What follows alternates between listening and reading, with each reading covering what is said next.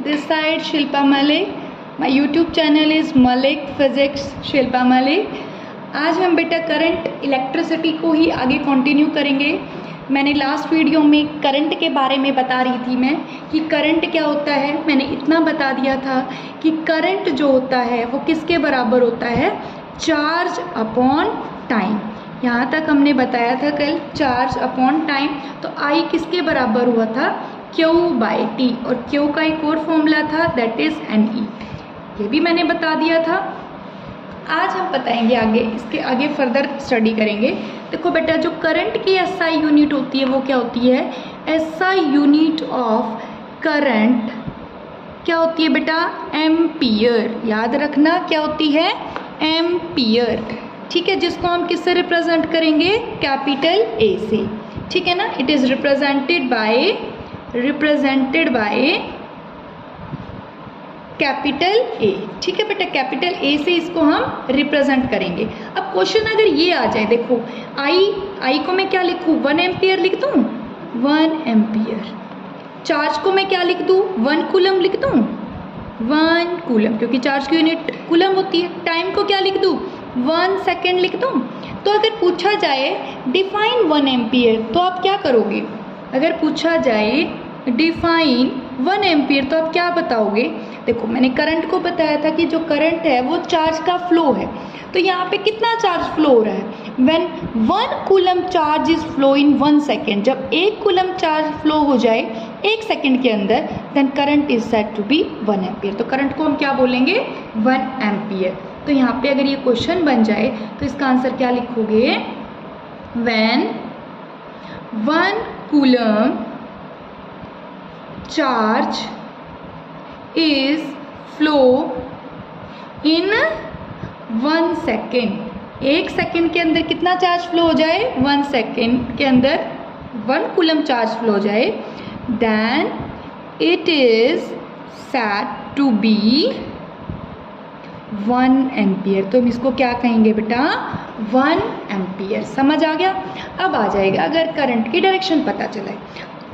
1 ampere के अंदर बेटा ध्यान रख लेना 10 की पावर 3 मिली एम्पियर होता है। बिकॉज क्वेश्चन में ना बहुत जगह मिली एम्पियर मिलेगा, तो आपको उसको कन्वर्ट करना पड़ेगा एम्पियर में। क्योंकि आप याद रखना, फिजिक्स के जब भी न्यूमेरिकल सोल्व करो तो SI यूनिट में सोल्व करने हैं, कभी भी CGS यूनिट में सोल्व नहीं करने। हमेशा किस में लेके जाना है, SI यूनिट। तो इट मीन्स 1 मिली एम्पियर में आप क्या करोगे, 10 की पावर -3 एम्पियर। और 1 एम्पियर में माइक्रो एम्पियर कितने होते हैं, 10⁻6 माइक्रो एम्पियर होते हैं। तो 1 माइक्रो एम्पियर में कितने एम्पियर हो जाएंगे, -10⁻6 एम्पियर। ये जरूर ध्यान रखना बेटा, इस चीज़ का न्यूमेरिकल में बहुत यूज होगा। समझ आया, आई बात समझ। अब हम करंट की डायरेक्शन करेंगे। चलो बेटा, डायरेक्शन ऑफ करंट। बेटा करंट जो है वो हमेशा पॉजिटिव टर्मिनल से नेगेटिव की तरफ फ्लो करेगा। ये पॉजिटिव टर्मिनल और नेगेटिव टर्मिनल किसके टर्मिनल है, बैटरी के टर्मिनल। हमेशा बैटरी के, मान लो ये एक बैटरी है, आपको सबको पता है ये बैटरी है। ये बैटरी का जो बड़े वाला जो हमारा जो लाइन है ये पॉजिटिव टर्मिनल होती है, और जो छोटे वाली होती है वो नेगेटिव। अगर यहाँ से मैं सर्किट कंप्लीट करूँ, यहाँ पे मैंने बल्ब लगा दिया लाइक दिस, ठीक है, तो हमेशा करंट कहाँ से फ्लो करेगा, पॉजिटिव टर्मिनल से फ्लो करेगा और नेगेटिव टर्मिनल की तरफ जाएगा। और जैसे ही सर्किट कंप्लीट हो गया, हमारा बल्ब क्या करना स्टार्ट कर देगा, ग्लो करना स्टार्ट कर देगा। समझ आ गया। तो करंट हमेशा पॉजिटिव से नेगेटिव। अब कैसे फ्लो करता है, मान लो जैसे देखो बेटा, ये हमारा क्या है, कंडक्टर। ठीक है, ये हमने क्या ले लिया, कंडक्टर। और इस कंडक्टर में क्या भरे हुए हैं बेटा, इलेक्ट्रॉन्स भरे हुए हैं। क्या भरे हैं, इलेक्ट्रॉन। बहुत सारे इलेक्ट्रॉन्स भरे हुए हैं, आप कितने भी भर सकते हो। इस कंडक्टर का एक एंड मैंने बैटरी के पॉजिटिव टर्मिनल से कनेक्ट कर दिया और दूसरा एंड मैंने बैटरी के नेगेटिव टर्मिनल से कनेक्ट कर दिया। एक बैटरी का पॉजिटिव टर्मिनल, एक बैटरी का नेगेटिव। करंट हमेशा कहाँ से कहाँ जाएगा, पॉजिटिव टर्मिनल से नेगेटिव टर्मिनल। यह बात समझ आई। अब देखो ये पॉजिटिव यहाँ पे आ गया, ये वाला नेगेटिव, यहाँ नेगेटिव चार्ज होगा।